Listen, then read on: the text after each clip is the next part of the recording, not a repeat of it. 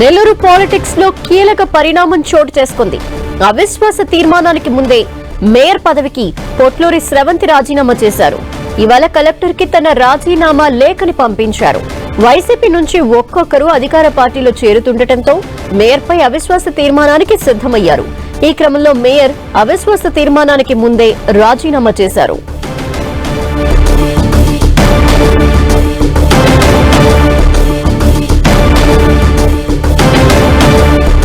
మరిన్ని వివరాలు మా ప్రతినిధి దేవకుమార్ అందిస్తారు. దేవకుమార్.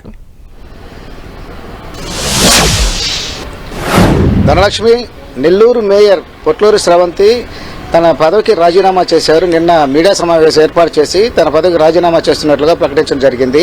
అలాగే ఈ రోజు జిల్లా కలెక్టర్ హిమాంశు శుక్లాను కలిసి తన రాజీనామా పత్రాన్ని అందిస్తానని కూడా ఆమె చెప్పడం జరిగింది.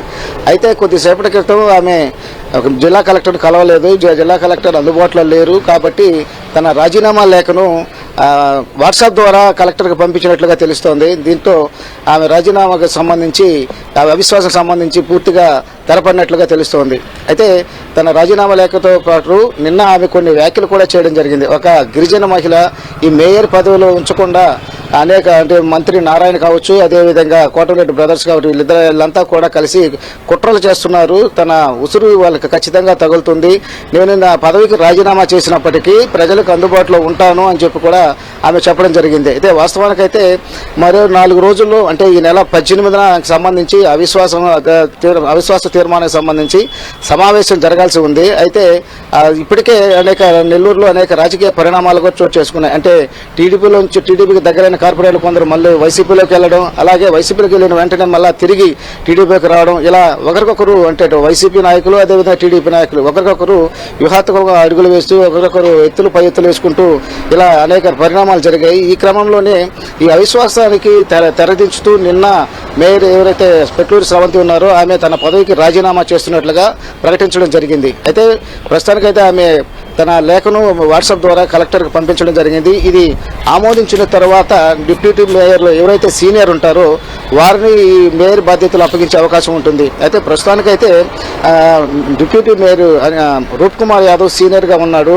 మరొక డిప్యూటీ మేయర్ తర్సేన్ ఉన్నప్పటికీ రూప్ కుమార్ యాదవ్ నెల్లూరు ఏదైతే మున్సిపాలిటీ నుంచి కార్పొరేషన్గా మారిందో అప్పటి నుంచి కూడా ఆయన 3 సార్లుగా కార్పొరేటర్గా గెలుపొందాడు. అదేవిధంగా డిప్యూటీ మేయర్గా కొనసాగుతున్నారు. ఆయనే సీనియర్ నాయకుడు కాబట్టి అతనికి మేయర్ బాధ్యతలు అప్పగించే అవకాశం ఉంటుంది. అదేవిధంగా ఈ కలెక్టర్ రాజీనామా లేఖను యాక్సెప్ట్ చేసిన తర్వాత దానికి సంబంధించి మేయర్కి సంబంధించి ఎన్నిక కూడా జరగాల్సి ఉంటుంది. దానికి 3 నెలల సమయం పట్టే అవకాశం కూడా ఉంటుంది. అంటే అతను యాక్సెప్ట్ చేసిన తర్వాత ఆయన ఎలక్షన్ కమిషన్కి ఆయనకు అంటే ఈ విషయాన్ని కూడా ఎలక్షన్ కమిషన్కి చెప్పడం జరుగుతుంది. చెప్పిన తర్వాత ఎలక్షన్ కమిషన్ ఏదో ఒక డేట్ ప్రకటించడం జరుగుతుంది. ఆ డేట్ ప్రకారం ఎలక్షన్ జరుగుతుంది.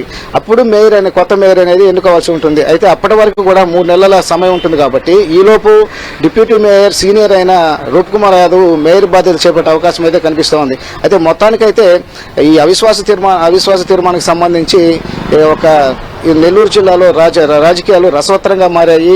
ఒక పక్క అనిల్ కుమార్ యాదవ్ రంగప్రవేశం చేసి ఎంతో సాఫీగా జరుగుతున్న సమయంలో అనిల్ కుమార్ యాదవ్ రంగప్రవేశం చేసి ఆయన 5 మంది కార్పొరేటర్లను అంటే టీడీపీకి దగ్గరగా ఉన్న వైసీపీ కార్పొరేటర్లు అంటే వాస్తవానికి ఇక్కడ నెల్లూరు జిల్లాలో 54 మంది డివిజన్లు ఉంటే 54 మంది కార్పొరేటర్లు కూడా వైసీపీకి సంబంధించిన వ్యక్తులే.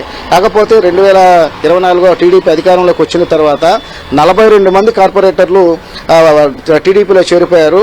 ఆ చేరిపోయిన వాళ్ళలో కూడా మొన్న అనిల్ కుమార్ యాదవ్ ఒక 5 మందిని జగన్మోహన్ రెడ్డి సమక్షంలో విజయవాడకి తీసుకెళ్లి అక్కడ వైసీపీ కడువా కప్పడం జరిగింది. అయితే ఆ తర్వాత ఈ విషయాన్ని ప్రెస్టేజ్ గా తీసుకున్న టీడీపీ నాయకులు మంత్రి నారాయణ అదేవిధంగా కోటమిరెడ్డి బ్రదర్స్ వాళ్ళు వ్యూహాత్మకంగా అడుగులు వేశారు, చక్రం తిప్పారు.